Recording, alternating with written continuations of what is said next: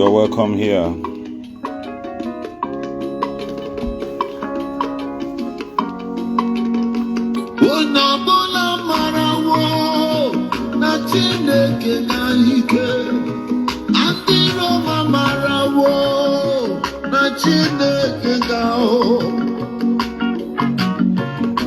Shanamites.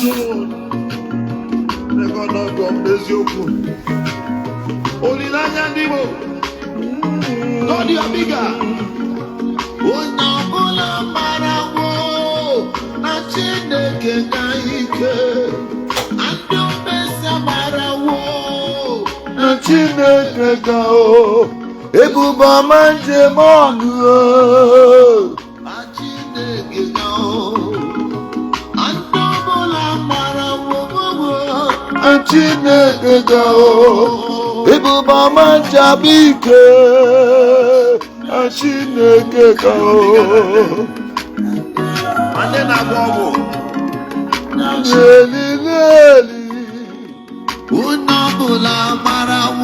Shanamites, your son is here.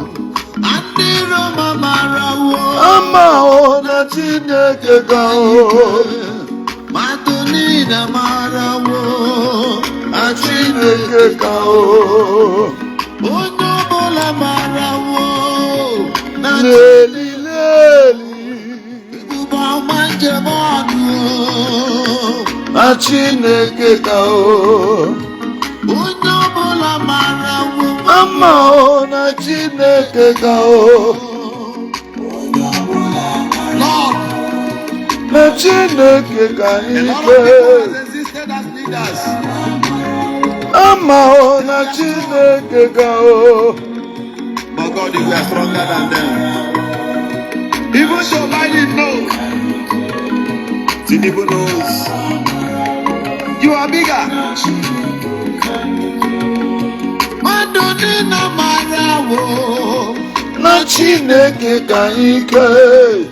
And your Messamara Wama na Chineke ka o Ebuba manje manu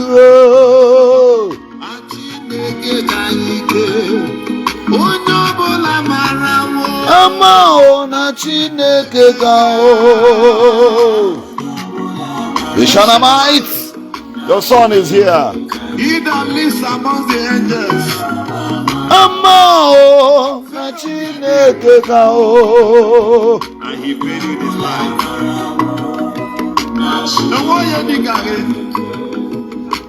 All right. Be here with me. If you're here with me, it is the moment where I will speak this day. I have to consult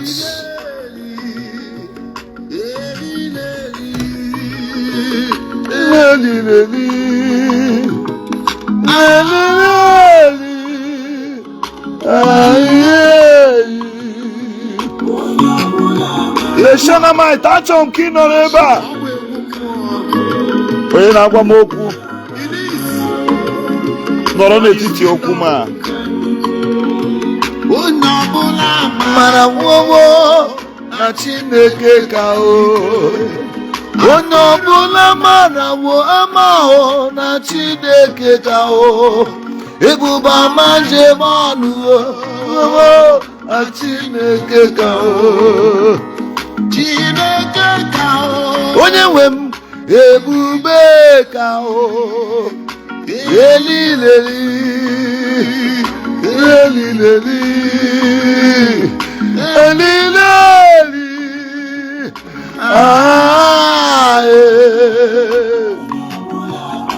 everybody they involve, everybody that is involved in what is happening to Imo State, be you a politician, if you like be a businessman, if you like be a sponsor, if you are part and parcel, if you like be a governor, if you like be a past governor, if you like be a senator, I don't care after my words today if we will live again, but I want to tell you, you will pay. Every blood that has dropped on the soil of Imo State, you will pay for it.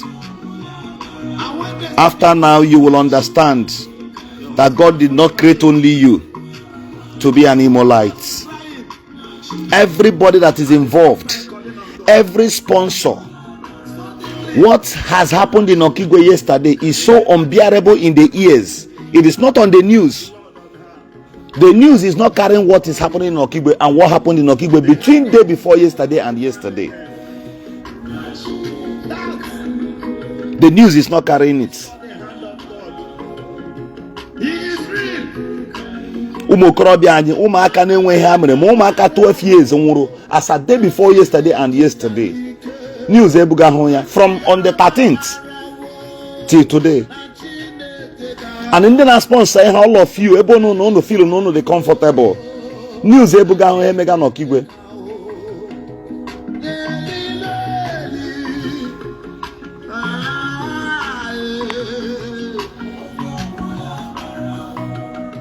On the 15th of February 2025. I want to play something here to confirm this before Ngwano ihe ga-eme. All of you, none of you that are involved na this whole thing in Imo State. Chukwu ga-espega. All of you.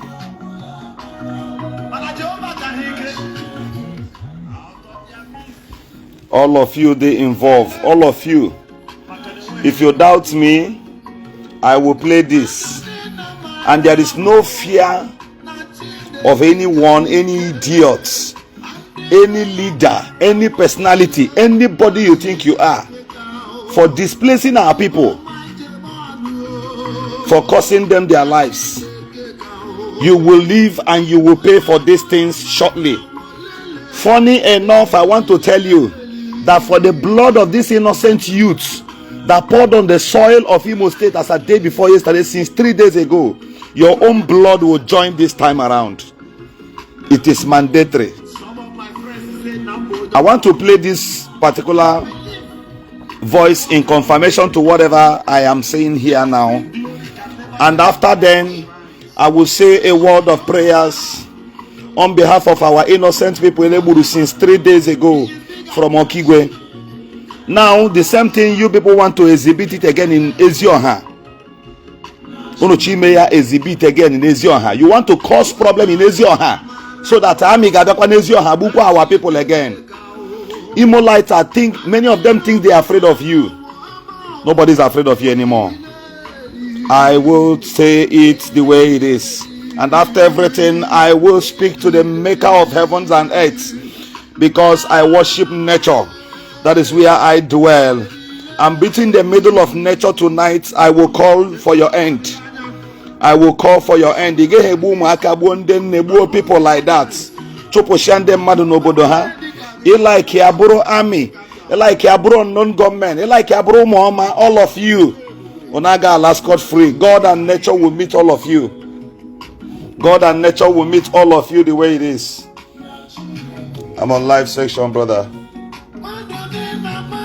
God will meet all of you.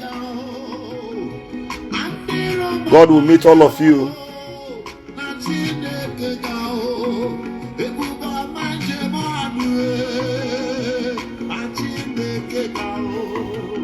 This voice I want to play now is from Angel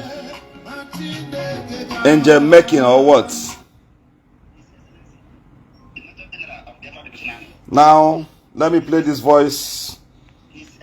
Orugo, but some of us will say something. Of Biafra Division Army, in the person of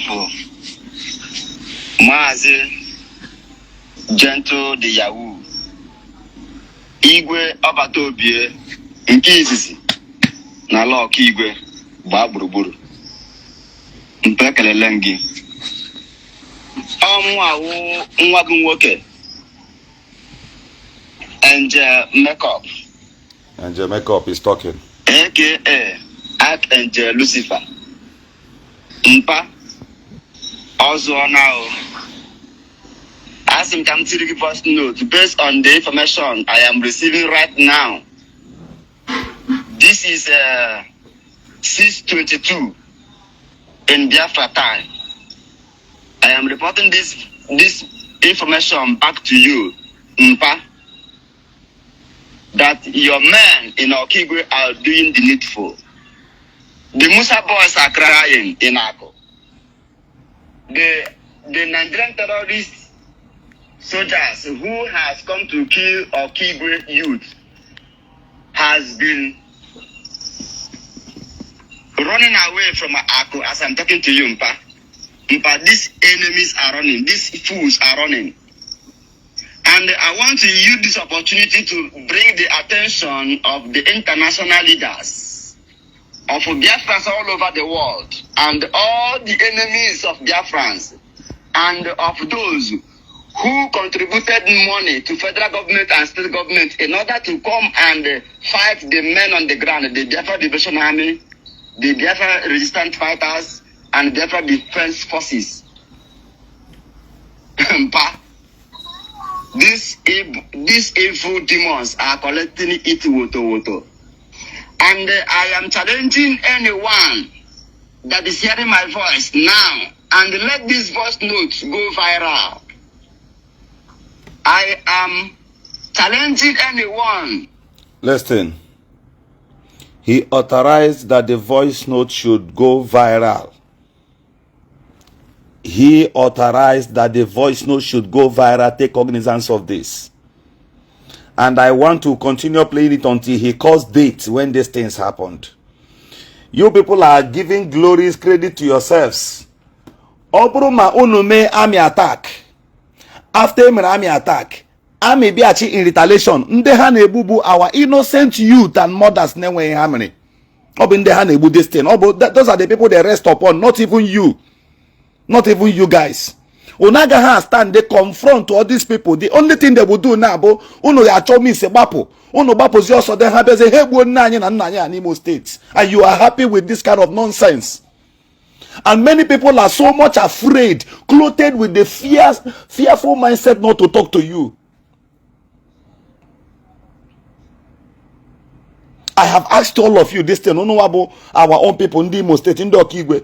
Ajugo, many of you, this enje making only Imo Kebo, only Okigwe Kebo, my brother. Let me ask you, those people in their own village, or Buddha they own at their own states, their governors, are they not working? Are they not developing their own side? Look at what is going on in Abia State. Lay here, the governor of Abia State, name. Lay here, Peter Mba name. Soludo is also joining up. Can you hear again the Imo State governor and the governor of Ebonyi State? Especially Imo State governor, what is he doing? Konye gano na beri alon ne asuli oko.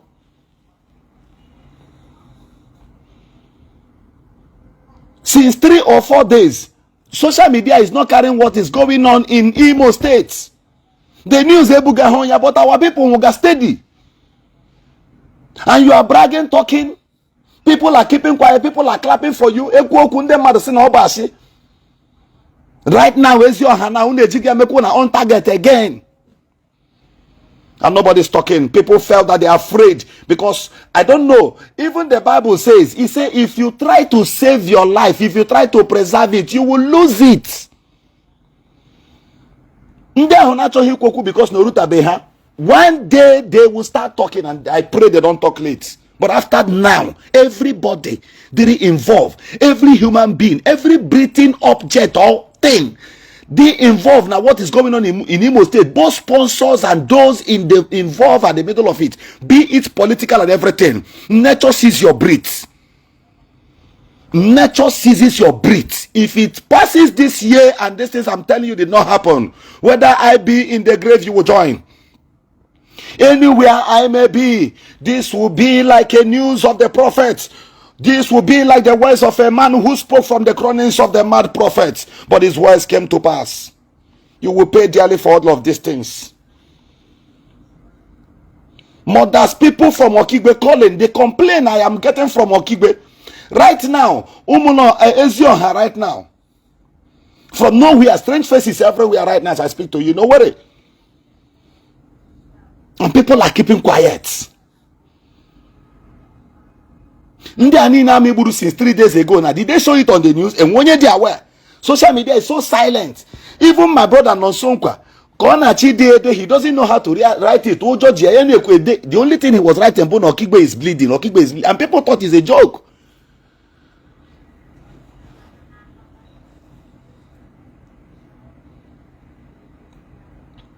Forget about that picture. That picture I put there. I cover this thing so that nobody will see my face as I'm making this live broadcast. That picture you see me attached on top is in Akokwa. I will post that video later. All these things are in Imo State. Everybody think that is a normal thing. And makeup, let me ask you, my brother. If there are sponsors from Enugu, their governors are working. If there are sponsors from Abia states, their own governors are working. They are speedily developing their own states. Lay the condition of Imo. No community has road in Imo State as I speak. No community. Let me finish playing this voice notes. To start calling the Nigerian government, asking them what are the terrorist soldiers collecting in Ako or Kigwe, Omololo or Kigwe, Woto Promas, Mpa, your man Ji Obunigwe, Obunya Mamina Toyoto, we sworn down Kutanku, Ammo tanker breakdown.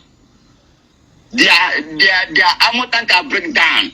Their full soldiers, Protaraka Hawaroko, their rescue, the ammo tanker, Eurekwe, Obunya Manatoyto, Obuni, Biafra, we so happy to Kotokoto, but Aquana, Yona Amika for now. Ebe Kodike, where are you? Your time is up. Kediha, purpose of the people you sent to come and kill the people of Okigwe. Purpose of them, I am telling you, you as a fool, call your terrorists in Okigwe to know what is going on. They are dying in mass. And I want to use this opportunity to warn any hospital in Okigwe that hospitalizing these demons will immediately visited. Let me ask you, my brother, are there functional hospitals actually in Okigwe? And when any functional government hospital or even any private hospital in Okigwe right now as I speak to it, people live in fear. Doctors don't even come to work. Nobody will even, the quack doctors they have in those areas can no longer come to work. Why? Because of the insecurity. So these orders you're giving right now, my brother, it will not even yield any results. There are no functional hospitals there already. You okayed by yourself. Now no want to combat with army. Right? That's good, no problem. I didn't know anything against that one. But after the testimony, when they returned back, what happened? I also needed to come back. Igbo state, what happened? How many children? How many? These people, now our place. You were not there to stop them. Our young people. But any of your own blood, you will go mad. While I continue this live broadcast, I want to talk to those people now. Let me tell you. Let me tell you this for the very first and last time. You are one of those people who support evil. You don't need to tell me that. Your own work is to speak to people, put fears in them, that they may not be able to speak up the gospel truth. Without me saying these things now, how would the world know what is going on in Okigwe? Young youth eji truck vozunde mmadụ pon Okigwe. If we in this thing and news as make call back home. Now this place he mentioned. And of course, even if you don't have sense, you should know that anywhere Eburo for army return or they try to wipe out anything they see. We've seen videos on social media before. These people will RPG, general multipurpose machine guns, 4L, now direct. These rifles are capable of bringing down houses, even 5 decking, it will bring it down. KG now downstairs, all on them, even they were shooting exactly at human level and height. If Okine celebrate this thing, you did not mention how many of our innocent youth from Okigwe. I am from Ngopal, I'm from Olu. I'm from Owerri zone. But I'm concerned at any chronings of Igbo land. Not to even talk of our own dear Imo state.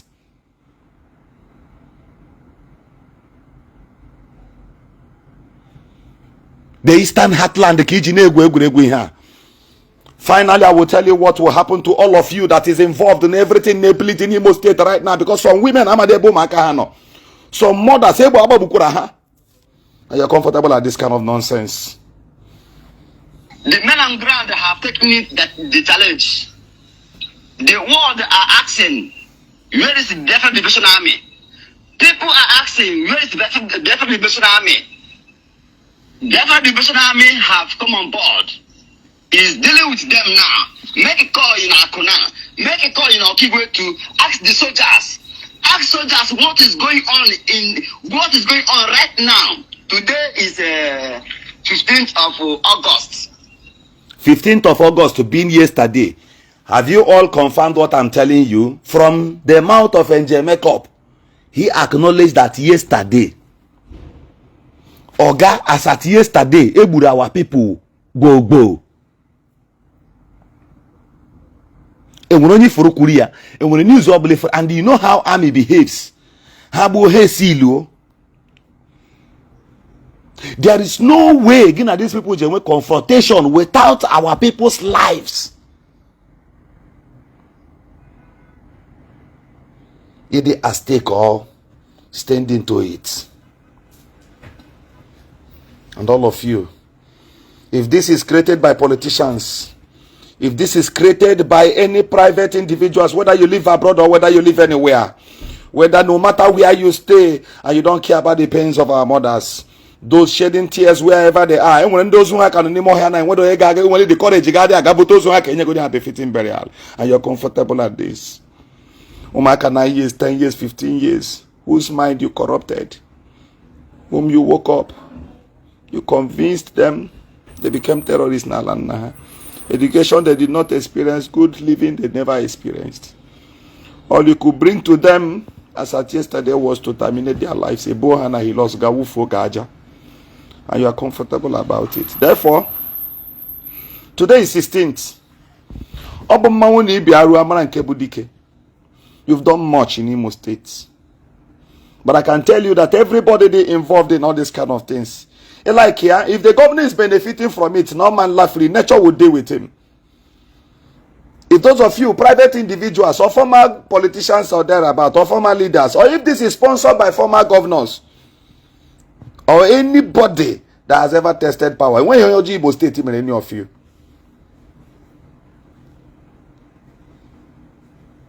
everybody directing you people, giving you people this kind of silly directives in Igbo State will pay for it. They will pay for it. They will pay for it. As I died yesterday, till today, till now as I speak to you now. Till now. But you were somewhere making your voice notes. Whether you live abroad and you are one of the sponsors, there are metals. When I use that place, nature will meet you. Nature will meet all of you. Your lives, everything about you begins to go down immediately. Immediately. You will meet that in our forefathers we are calling Sekwe Yesu. You will meet it. All of you will meet it. You sponsored evil, you fueled it in Ala Igbo. Ebushi our people on daily basis. Now, there's your hakono now. No plan to kick off from that place again. Our innocent mothers in Merono. These women who lived in farm all the days of their lives. Or due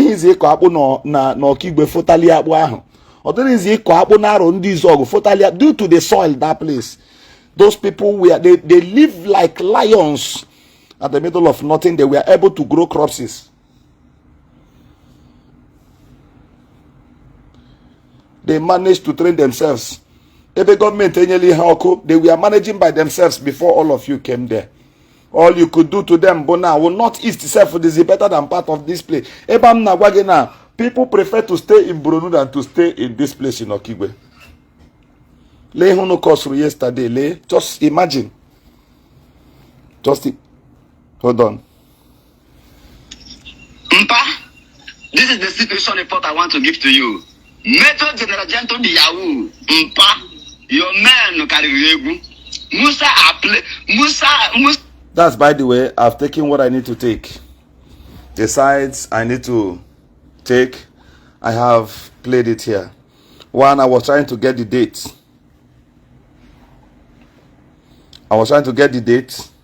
And to play in confirmation of what is going on there, as you have said by yourself. That is to tell people that my informations are not ordinary. They are real. All of these things, is it in any way affecting hope or them? What the business are we are picture on a Concord? Or not the heat today or tomorrow? Ya balaha Abuja back. Una no ni su onwu na oku. Na akukashole maybe share everything. What you are even fighting for self and where the hang otagani me ni neme. Where the hang na otani everything name, because finally it is the commoners you are troubling. It is the commoners, the ordinary people. Being here or now, and punish their lives. Now that means their properties, their little houses they struggle to build. Some of those houses, I mean, maybe today. Some of those children who no cause a problem and okada their father say bagidere well lotanne we more. Those children experience sufferness till today, till as at yesterday hebu.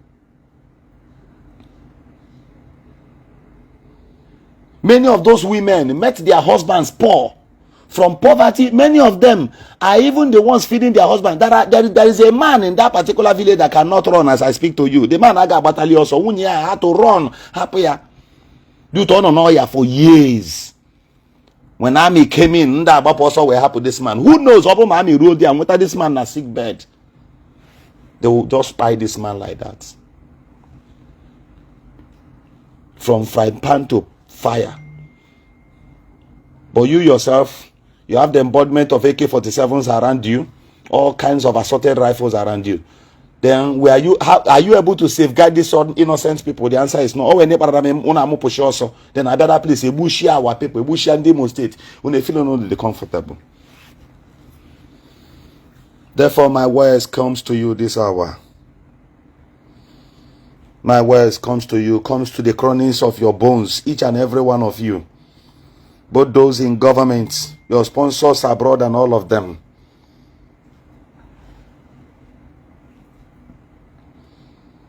Those religious leaders, everyone who might have kept quiet secretly in support of the evil things you guys are doing, and that of the government officials, everything they are doing. God and nature, I have seen a man who ascended to the highest throne of leadership around this nation on kidney failure. I have seen people who bought new cars and they could not drive it.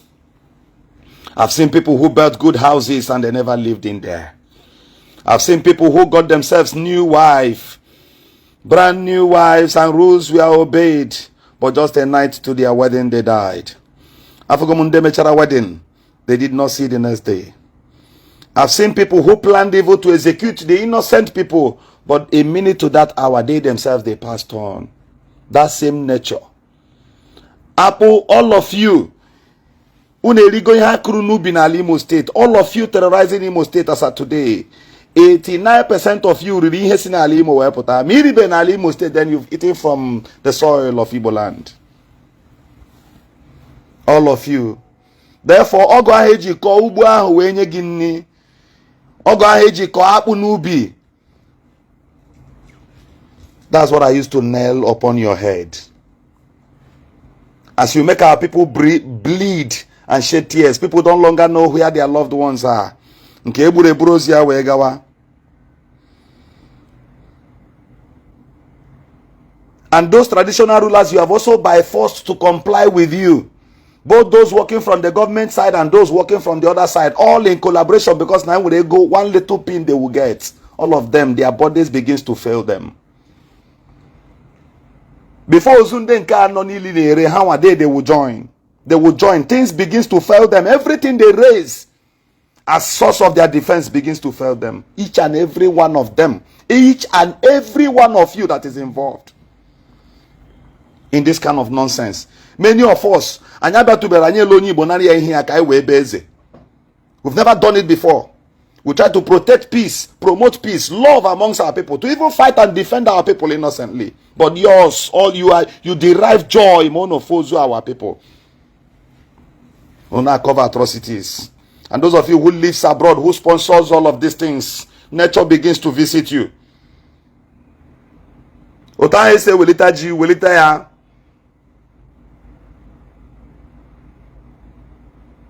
Wenge ya n'ihu ego ogo. Wepụta ya n'ime ọrụ ka ihe akụrụ n'ubi wee bara anya ụba. Anyị ji wee na-ekele ekekere ụwa. Chukwu bi n'igwe.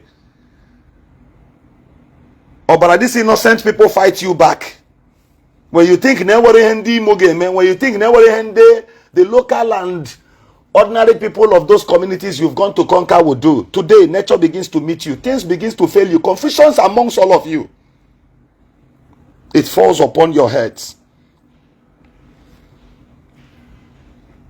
It is not on my own. Ordinarily, I would not come and speak like this. But I am pained because I know what our people are going through. When you get calls from them, people call you from the bushes and begin to complain. This is what they are going through. And we are expected to keep quiet. No, not anymore. Not anymore. It does not concern people because they are not affected. But we are concerned because Imo Bunkani, nobody is more Imo-lite than the other. Nobody. The administration of Hope Uzodinma will come and go. That of all the state assembly members will come and go. If you're in power today, your tenure will expire. But Imo will remain.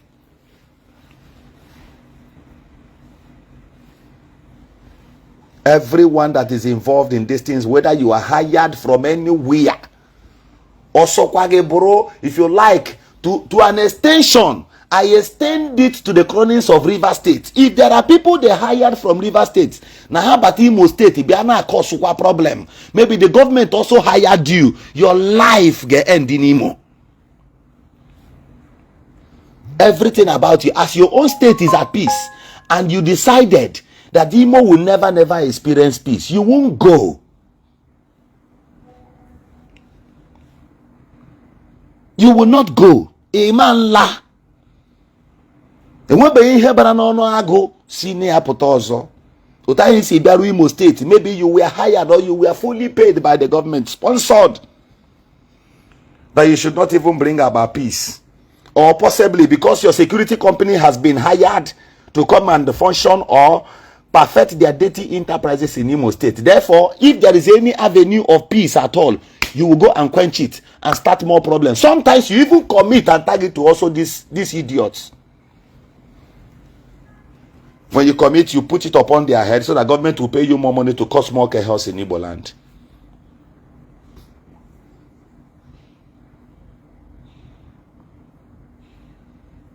Alimo Gerisigi. Alimo, our mothers, our fathers contributed monies and they built airports. They tried to fish through. They were helping our uncle, our then governor, Samun Bakwe. Grave opens against you. You will not go scot-free. You will never go. As they used truck, pit. No, they didn't differentiate or even respect anybody. The same way, my generation. It doesn't matter where you're coming from. Many of you came from Kogi. Many of you came from far Kogi. Benue. Many of you came from that way. And all you could station to do in Imo State is to join this element we have around to cause more chaos. And the moment these things try to cease, the best thing you will do is you go and clothe yourself in another different uniform. Come and act also in their own behalf to blackmail them. Get them themselves provoked because they are also idiots. So that the both of you can collide. Your own target is to make money. Their own is to also make money. They don't care who goes down. They don't care the bad image they are painting our state, our land. Then give up on Imo State. You have no chance again to change because I've told you before now. Wisdom, many of you are. I asked our Imo brothers, those people committing this kind of atrocities, those people sending you, those people who turned your father's yarn bank into a terrorist center or camp of evil, why can't they do it in their own states? I don't want to mention states. Why can't they do it in their own communities? Their own place is at peace. But you aided them into Okigwe. You guided them into Imo State. All our bushes. Unu share on this ogo. Unu shokigwe. Unu fe kwaro on this ogo. Unu share on this ogo. Unu fe uta ezioha. Unu shila hu ezioha again. Unu apotala hu kai hu maaka. Just to overrun it Imo.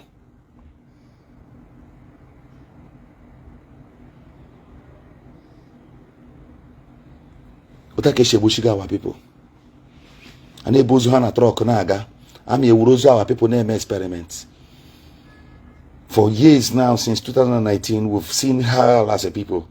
We've seen hell as a people. Some of our brothers who stays in the cities, our innocent uncles and big brothers, they swore with their life never to come to Imo State again. Brothers. Although when I hear this kind of words from them, I shout on them immediately. You don't leave your land and run away. He that fight and run away lives to fight another day. When you see that the situations are higher than you and you run out of your land, please make call back home, make steps and take every necessary steps to ensure that there is peace in our land.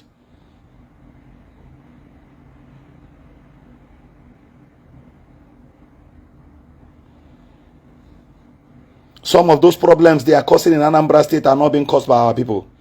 These are people imported from different parts of South.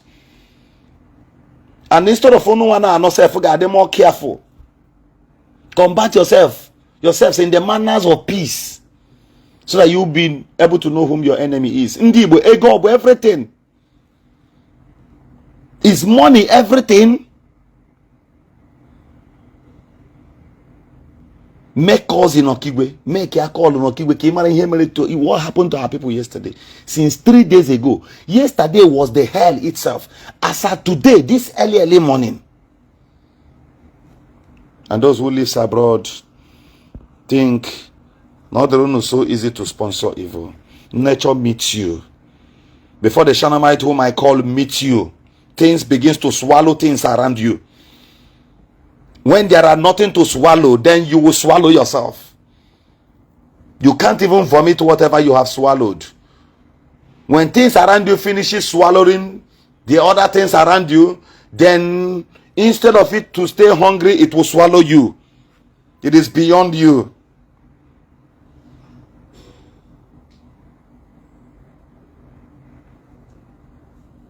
This is where I will leave you. This is where I will leave you. No matter how you do it, it gets better.